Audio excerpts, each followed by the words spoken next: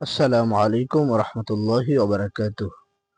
প্রিয় মুসলিম ভাই ও বোনেরা, আজকের ভিডিওটি প্রত্যেকটা মুসলমানের জন্য অত্যন্ত গুরুত্বপূর্ণ, কারণ আজকের ভিডিওতে থাকছে লাইলাতুল কদর সম্পর্কে। লাইলাতুল কদরের ফজিলত কি, এবং লাইলাতুল কদর কোন দিন রাত্রে, এবং লাইলাতুল কদরের মধ্যে কি কি আমল আমরা করলে মহান আল্লাহ পাক রব্বুল আলামিনের নৈকট্য লাভ করতে পারবো। প্রিয় মুসলিম ভাই ও বোনেরা, মহান আল্লাহ পাক রব্বুল আলামিন পবিত্র কালামুল্লাহ শরীফের মধ্যে লাইলাতুল কদর নামে একটি সূরা নাযিল করেছেন, যে সূরাটি পবিত্র কালামুল্লাহ শরীফের 30 নং পারার মধ্যে রয়েছে। সূরাটি হলো বিসমিল্লাহির রহমানির রহিম। ইন্না আনজালনাহু ফি লাইলাতুল কদর ওয়া আদরাকা মা লাইলাতুল কদর লাইলাতুল কদরি খায়রুম মিন আলফি শাহর তানাজ্জালুল মালায়েকাতু ওয়ার রূহু ফিহা বিইذনি রাব্বিহিম মিন কুল্লি আমর সালামুন হিয়া হাত্তা মাতলাইল ফজর। লাইলাতুল কদর সম্পর্কে মহান আল্লাহ পাক রব্বুল আলামিন বলেছেন, লাইলাতুল কদরি খায়রুম মিন আলফি শাহর।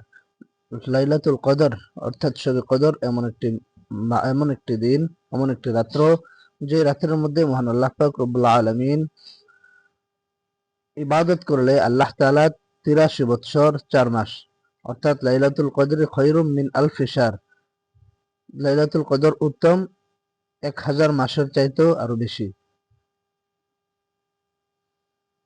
তাহলে সেই অনুসারে যদি আমরা গণনা করতে যাই, তাহলে 83 বৎসর 4 মাস হয়।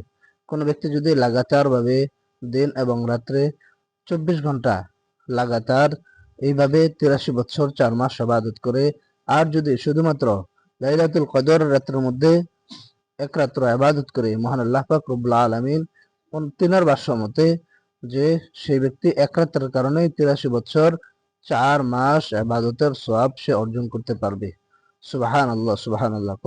কত বড় নিয়ামত এবং ফজিলত মহান আল্লাহ তাআলা শুধুমাত্র উম্মতে মুহাম্মদদেরকে দিয়েছেন।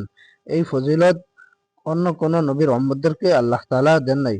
শুধুমাত্র আমাদেরকে শেষ নবীর উম্মত বলে, বিশেষ করে আমাদের প্রিয় নবী সাল্লাল্লাহু আলাইহি ওয়াসাল্লামের বদৌলতে, ওনার উম্মতের বরকতে আমাদেরকে মহান আল্লাহ তাআলা এই সুবর্ণ সুযোগ দিয়েছেন।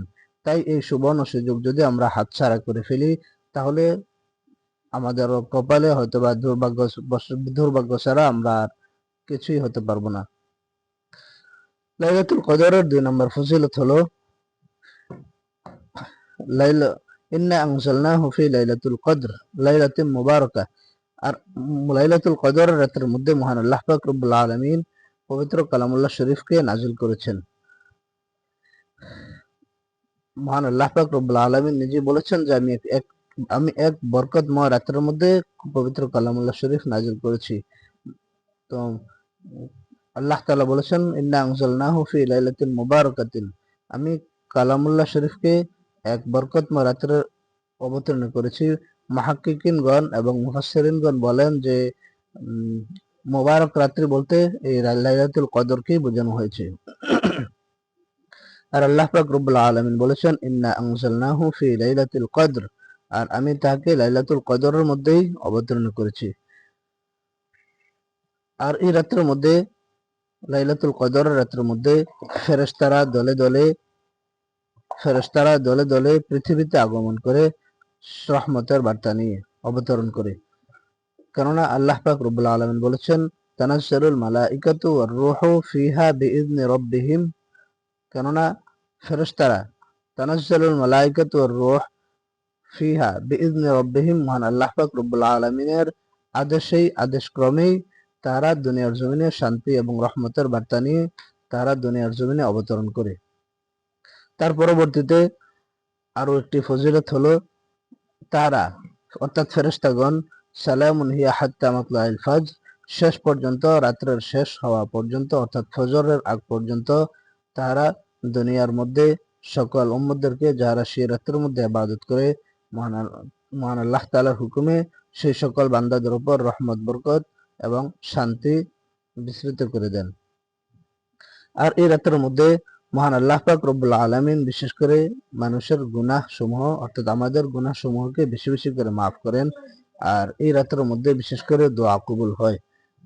প্রিয় নবী সাল্লাল্লাহু আলাইহি ওয়াসাল্লাম বলেছেন যে যারা এই রাতের মধ্যে বেশি বেশি ইবাদত করতে পারবে, মহান আল্লাহ তাআলার কাছে বেশি বেশি চাইতে পারবে, আল্লাহ তাআলা তাদের দোয়া সমূহকে কবুল করবেন। আর শবে কদরের আলামত হলো, প্রিয় নবী সাল্লাল্লাহু আলাইহি ওয়াসাল্লামের হাদিস থেকে আমরা বুঝতে পারি, শবে কদরের আলামত হলো, শবে কদর যে রাত্রটা আছে সেই রাত্রটা অত্যন্ত শান্তি ও প্রশান্তিময় হবে, যে রাত্রের মধ্যে কোনো গরম কিংবা কোনো কিছু থাকবে না। 2 নাম্বার শবে কদরের আলামত হলো, আকাশটা সম্পূর্ণ পরিষ্কার থাকবে, আকাশের মধ্যে কোনো প্রকার ঘোলা বা কোনো কিছু থাকবে না। 3 নাম্বার শবে কদর চেনার 3 নাম্বার আলামত হলো, প্রচন্ড বাতাসও হবে না এবং প্রচন্ড ঝড়ও হবে না এবং প্রচন্ড গরমও হবে না। এই রাত্রটা একদম শান্তিময় রাত্রি হবে এবং শান্তময় রাত্রিও হবে, যে রাত্রের মধ্যে কোনো বেশি বৃষ্টিও নেই, ঝড় নেই, বেশি তুফানও নেই এবং বেশি বাতাসও নেই এবং বেশি গরমও নেই, এমন এক বরকতময় রাত্র।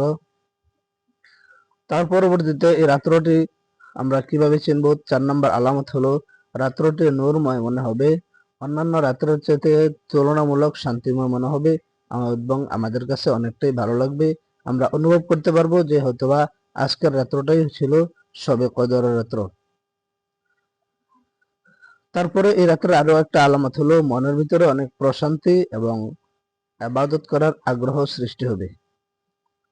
এই রাত্রের মধ্যে মনের ভিতরে মানে অন্যান্য রাত্রের তুলনায় একটু প্রশান্তি থাকবে, মনের ভিতরে একটু শান্তি বেশি থাকবে এবং একটু উৎফুল্ল থাকবে, মন চাইবে একটু ইবাদত করার জন্য। তো এই তো আলামত সমূহ যদি আমরা পাওয়ার পরেও যদি আমরা সেই রাত্রের মধ্যে ইবাদত না করতে পারি, তাহলে আমাদের মতো দুর্ভাগ্য বান্দা হয়তোবা আর কেউ হইতেই পারে না পৃথিবীতে। তাই আসুন এই রাত্রের মধ্যে একটু বেশি বেশি করে ইবাদত করি। এবার আমরা চলে আসবো লাইলাতুল কদর কোন কোন দিন হতে পারে। প্রিয় নবী সাল্লাল্লাহু আলাইহি ওয়াসাল্লাম বলেছেন, লাইলাতুল কদর তোমরা তালাশ করো রমজানের শেষ দশকের বেজর রাতের মধ্যে, অর্থাৎ 21 নং তারাবিতে 21 নং রাত্রি, 23 নং রাত্র, 25 নং রাত্র, 27 নং রাত্র এবং 29 নং রাত্র। এই বেজর 5 রাত্র থেকে যে কোনো রাত্রেই আমাদের জন্য লাইলাতুল কদর হতে পারে। তবে নির্দিষ্ট কোনো সংখ্যা নেই যে এই রাত্রেই হতে হবে বা এই রাত্রেই হবে, এরকম হয় না। তবে হতে পারে এই মাসের ভিতরে 21 তারিখও হতে পারে,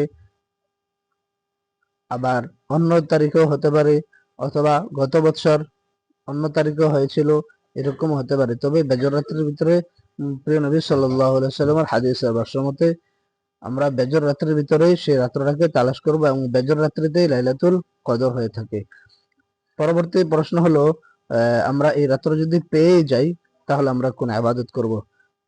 আম্মাজান হযরত আয়েশা সিদ্দিকা রাদিয়াল্লাহু তাআলা আনহা প্রিয় নবী সাল্লাল্লাহু আলাইহি ওয়াসাল্লামকে বলেছিলেন, ইয়া রাসূলুল্লাহ, ইয়া হাবিবাল্লাহ, আমরা যদি লাইলাতুল কদর পেয়ে যাই তাহলে আমরা কি কি কাজ বেশি বেশি করতে পারি বা কোন দোয়া বেশি বেশি করতে পারি, বা মহান আল্লাহ পাক রব্বুল আলামিনের কাছে কোন কোন আমলগুলা এই রাত্রে করলে বেশি পছন্দনীয় হওয়া যায় এবং আমাদের গুনাহকে মাফ নেওয়া যায়। প্রিয় নবী সাল্লাল্লাহু আলাইহি ওয়াসাল্লাম তার উত্তরে বলেছিলেন যে তোমরা এই রাত্রের মধ্যে বেশি বেশি করে এই দোয়াটি পাঠ করবে, আল্লাহুম্মা ইন্নাকা আফুবুন তুহিব্বুল আফওয়া ফা'ফু আন্না। আবারও বলছি, আল্লাহুম্মা ইন্নাকা আফুবুন তুহিব্বুল আফওয়া ফা'ফু আন্না ইয়া কারীম, যার অর্থ হলো, হে আল্লাহ, আপনি ক্ষমাকারী এবং ক্ষমা করাকে ভালোবাসেন, সুতরাং আপনি আমাকে বা আমাদেরকে মাফ করিয়ে দেন।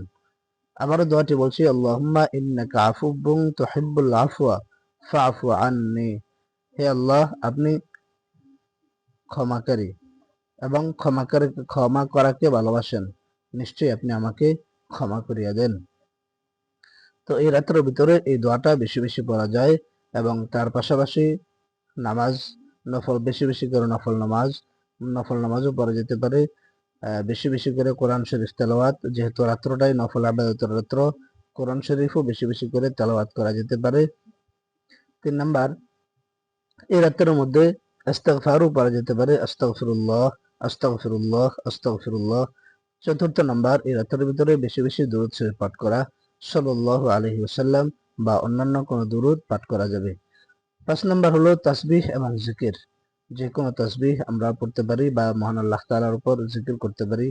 সুবহানাল্লাহ তাসবিহ পড়তে পারি, আলহামদুলিল্লাহ পড়তে পারি, লা ইলাহা ইল্লাল্লাহু আল্লাহু আকবার এটাও পড়তে পারি, অথবা কালিমে তৈয়্যিবার জিকির করতে পারি, লা ইলাহা ইল্লাল্লাহ, লা ইলাহা ইল্লাল্লাহ, অথবা এই তাসবিহ পড়তে পারি সুবহানাল্লাহি ওয়া বিহামদিহি, সুবহানাল্লাহি ওয়া বিহামদিহি, অথবা সুবহানাল্লাহিল আযীম, অথবা আরো অন্যান্য জিকির আমরা করতে পারি চাইলে। তার পরবর্তীতে আমল হলো নিজের ভাষায় নিজেদের জন্য দোয়া করা।